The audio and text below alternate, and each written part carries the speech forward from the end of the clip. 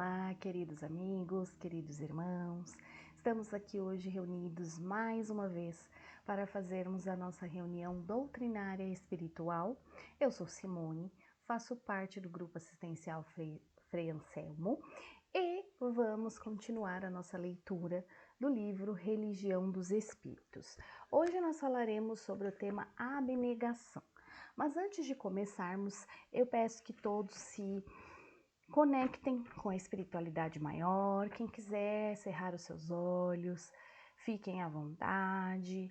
Vamos enchendo os nossos corações de muito amor, de muita paz, de muito reconforto, agradecendo a Deus, nosso Pai, a Jesus, nosso Mestre, a oportunidade bendita de estarmos aqui e vamos orando. Concede-me, Senhor, a serenidade necessária para aceitar as coisas que não posso modificar, coragem para modificar aquelas que eu posso e sabedoria para distinguir uma das outras, vivendo um dia de cada vez. Que assim seja, graças a Deus e graças a Jesus. Então, hoje nós iremos comentar sobre o item abnegação. E o que é abnegação? Abnegação é uma renúncia, mas uma renúncia espontânea, uma renúncia que eu faço porque eu quero, porque eu faço, porque eu tenho vontade. Não é uma renúncia que eu estou renunciando obrigatoriamente, porque alguém me pediu, porque alguém falou, não, mas você precisa renunciar isso, porque senão vai te fazer mal lá para frente. É uma renúncia minha, uma renúncia que eu tenho consciência de que eu estou renunciando, porque eu estou renunciando de bom grado, de boa vontade. Então, a abnegação, ela é reunião pública de 9/11/1959, na questão número 912. E Emmanuel começa dizendo assim: no estudo da abnegação, fitemos em Cristo o exemplo máximo. Então, quem veio aqui na Terra e teve o exemplo máximo de abnegação? Cristo. Porque ele renunciou a várias coisas, já começando de renunciar do lugar onde ele estava. Cristo não precisava mais reencarnar. Cristo não tinha essa necessidade de reencarnar como nós ainda temos.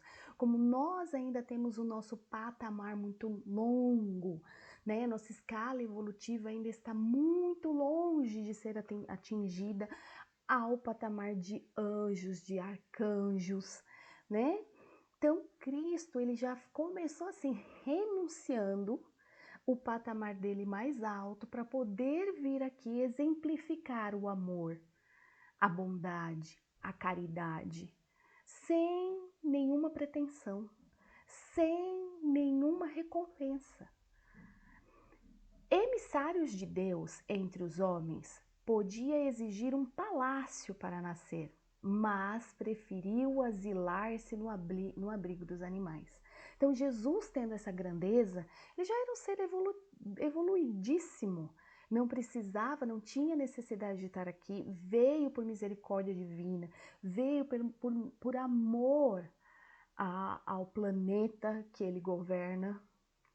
Então ele veio, mas ele poderia ter falado, não, eu vou vir, mas eu vou vir como um rei, como um príncipe, vou nascer no meio da nobreza. Não, ele veio e nasceu no estábulo, lá junto com os animais. Podia frequentar a meninice, os mais altos grêmios filosóficos e religiosos da nação, que o contava entre os seus. Todavia, preferiu as rudes experiências da carpintaria de Nazaré. Então, ele, como menino, como criança, poderia frequentar, né, as escolas com um nível muito alto, filosofia, conhecer filosofia. Não, preferiu o quê? Estar ali no meio de um carpinteiro aprendendo a arte da carpintaria. Podia aderir aos programas de dominação das maiorais em Jerusalém, impondo-lhes a sua própria condição de missionário excepcional. Entretanto, ele preferiu incorporar-se ao trabalho de pescadores humildes, revelando-se a eles sem violência. Ele podia sim entrar ali no meio dos sacerdotes, impor, né, porque ele já tinha essa missão, né? A missão dele era excepcional, a missão dele era grandiosa, e ele poderia estar ali no meio dos sacerdotes, impondo, explicando. Não, mas ele foi atrás de pescadores humildes, revelando a sua essência para eles, sem violência, sem muita superioridade. Podia escolher as damas ilustres para entreter-se com elas acerca do reino de Deus, através de tertúlias afetivas no terraço de casas nobres. Sim, contudo, preferiu entender-se com as mulheres simples do povo, sem esquecer a filha de Magdala, submetida aos flagelos da humilhação. Então ele poderia estar ali junto com as mulheres, né, da nobreza, que frequentava lugares nobres, lugares luxuosos, e ele preferiu estar ao meio de mulheres do povo, acolhendo, explicando, aconselhando, né? Podia insinuar-se no ambiente mais íntimo de Caifás ou Pilatos e agradar-lhes a parentela para ganhar influência. No entanto, preferiu aproximar-se dos enfermos esquecidos na via pública. Ele poderia chegar, fazer ali um acordo, né, uma aliança com Caifás ou com Pilatos, para poder ter ali uma aliança forte e conseguir ter os romanos, os judeus junto com ele, mas ele preferiu não, preferiu estar com as pessoas esquecidas ali na via pública, com os adoentados, com os sofredores. Podia acumular ouro e prata, mobilizando os poderes de que dispunha, mas preferiu viver entre os desfavorecidos do mundo sem reter uma pedra ou repousar a cabeça. Então ele podia ter ali acumulado ouro, prata, para que ele pudesse, né, estar bem, para poder estar numa riqueza, mas não. Ele preferiu descansar a cabeça dele numa pedra, junto com o pessoal, saindo para pregar, saindo para falar, para aconselhar, para exemplificar o amor para nós. Podia afastar Iscariotes do ciclo doméstico depois de perceber-lhe os primeiros sinais da deserção. Todavia, preferiu conservá-lo entre os aprendizes para não lhe frustrar as oportunidades de reajuste. Ele poderia ter, né, já ter expulso Judas Iscariote do meio dos apóstolos, porque ele já vinha dando sinais.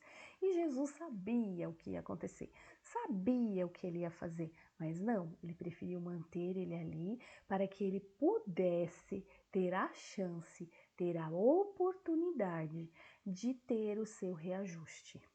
Podia agitar a multidão contra os detratores de sua causa, entretanto, preferiu que os detratores o comandassem.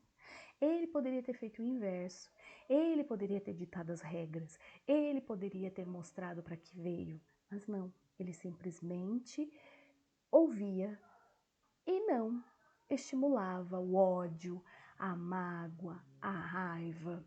Podia recorrer à justiça de modo a defender-se contra a perseguição sem motivo.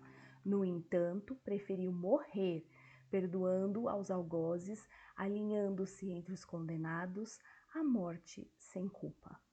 Não te despreocupes assim da abnegação dentro da própria vida, a fim de que possas auxiliar as vidas que te rodeiam.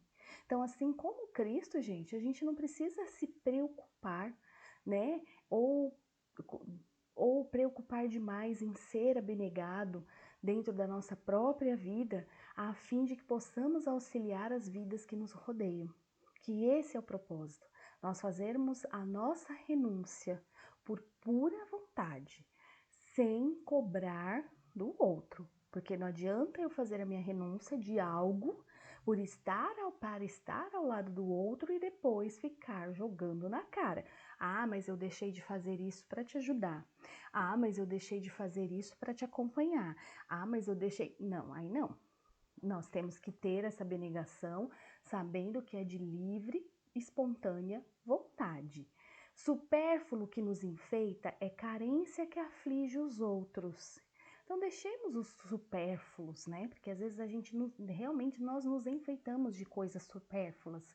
Hoje mesmo, né, basta a gente dar uma zapiada nas redes sociais que nós vemos muitas coisas supérfluas que nós damos valores, que nós nos apegamos tanto, sabendo que não é disso. Isso está mostrando nossa carência. Muitas pessoas mostram ali uma felicidade que não tem, mostram ali uma vida que não tem, por pura e simples carência.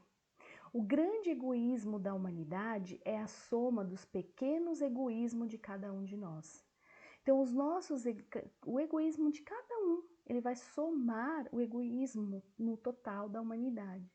Nós ainda somos egoístas, nós ainda somos prepotentes, ainda somos orgulhosos, e é isso que a gente tem que trabalhar e muito.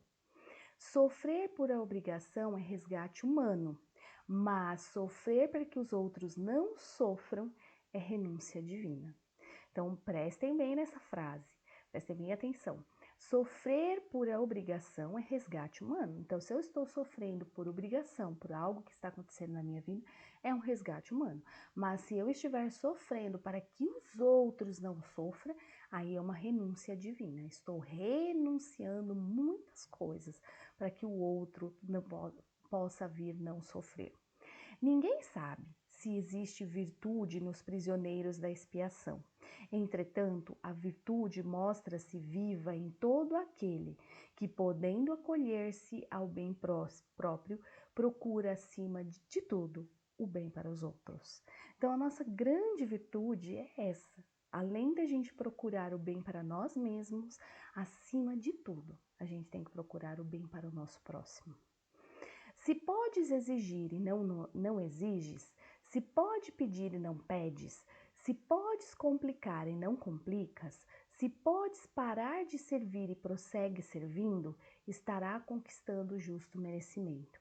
Então, se tem algo que eu posso exigir algo, mas eu não quero exigir, porque Jesus, gente, ele podia exigir várias coisas, mas ele não exigiu. Então, nós também temos que pensar isso.